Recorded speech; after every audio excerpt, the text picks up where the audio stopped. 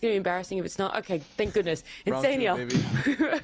Yeah, round 2, this is it. Well, graced us again. What pleasure do we have to have you join here? No one else wanted to do it? Pretty much, yeah. No, that's it. That's it. We're not doing our job properly. No one wants to come on here, but it was a great series for you guys. I did notice though, at the end of game 2 and 3, there were a lot of smiles throughout Liquid. Was it just the games going that long? You guys are like, wow, this is starting to turn into a clan fiesta. Like, what's happening at the end when you win a game that goes that long?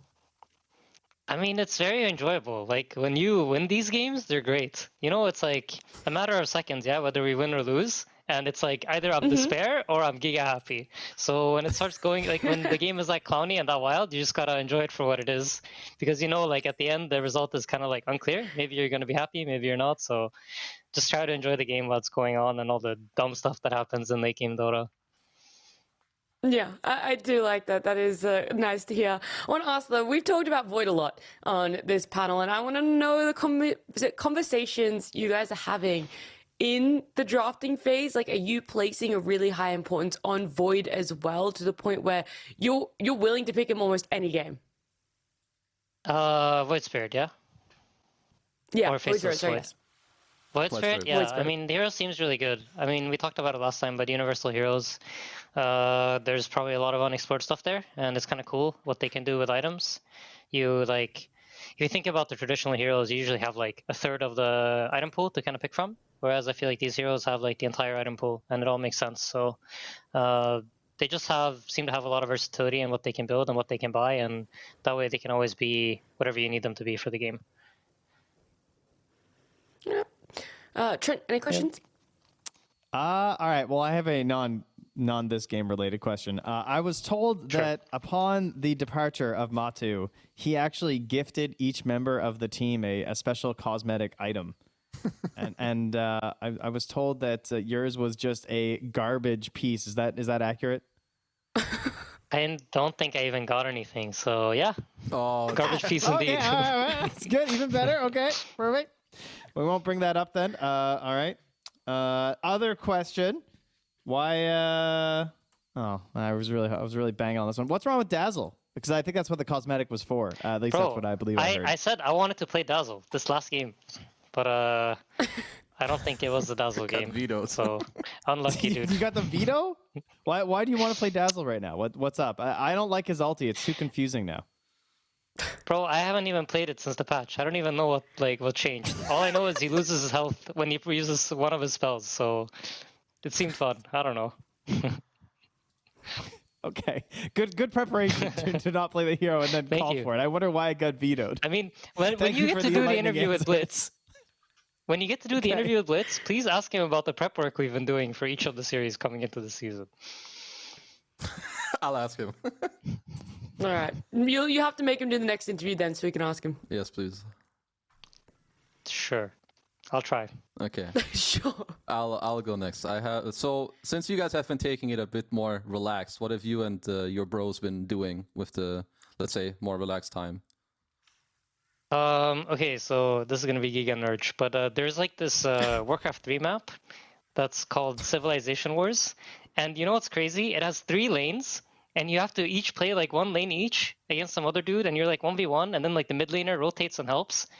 It's kind of crazy. Like, while I'm not playing Dota, I found like an alternate Dota, and I'm just grinding that. Found a Dota mod. Yeah, pretty much. All right, and then game 1 draft. Would you go back and pick Veno again, or do you think that's a gameplay related issue? I don't know. What do you think we should have picked? Perhaps. Use Clyde. Yeah, I think I had in my mind like something that will maybe allow you guys to, where was it? Yeah, like some team fight break, be more of a frontliner for like your Windranger and TA. Felt like a lineup that could fall apart somewhat easily. I don't know. I'm not really sure. Game 1 was just felt hard. It was Couldn't find any moves. Yeah. I think we were like in a decent position at the start, but then I don't know. I think if I'm being honest, I got Omega outwarded like this entire series. Their 5 Hakoda did a good job. So I think like game 1, we were in like good positions to actually accomplish something, but I think we didn't really manage to find the moves that we needed to find. So that led to the game just being kind of slow, and then we have Undying and Spirit Breaker and Venno just getting killed time after time after time, and we just can't get any tempo going. I have one last question about the dewarding part then. What do you think plays... Because Sure. I think it happens like very randomly that you feel like you get outwarded a lot. I'm sure it's not a very common theme. What do you think plays most into it? Is it like preparation of how you know the map? Is it hero related? How far ahead you are? Is it random? I mean, I think some of it is like, I think some fives are better about it than others. And I think a lot of it is like, at least for me, it's like memorizing what type of five I'm playing against. And like, for example, if I'm playing in Celery, I know he has certain tendencies and certain like ways he will play. Or if I play against like, Fly, he has some tendencies. And like, you kind of have to have like some sort of map about these players. So I think, especially with like up and coming players, I think I tend to get outwarded more. And then like the more I get to play someone, the more I feel like I figure it out.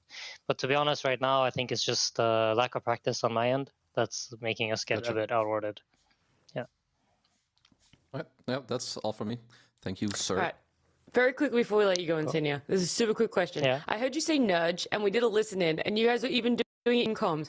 I want to know who is the most Twitch degen, like, vocal, like, chatter. Like, who brings the Twitch to the comms?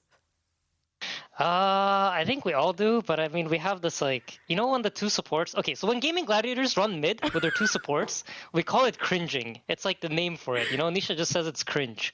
And then like last patch when people used to buy boots and they would run out and then he would like drop the boots, he'd say, "I'm cringing this game," or "I'm not cringing this game." So I think Nisha's probably like, if you took like a percentage of the words he says and how much of it is just Twitch speak, I think it's like he would definitely win. Yeah, so I'd probably give it to Nisha.